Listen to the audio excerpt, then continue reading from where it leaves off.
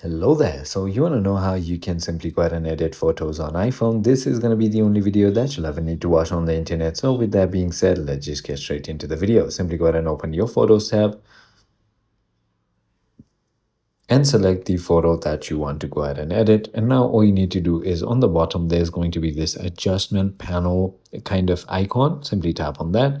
And now as you can see, you can go ahead and do auto as well. And iPhone's going to try its best to enhance the photo. You can also go ahead and use filters if you want to right over here, as you can see. You can also go to adjust, play with the exposure if you want to. Play with the brilliance if you want to. As you can see, you can also play with highlights, right?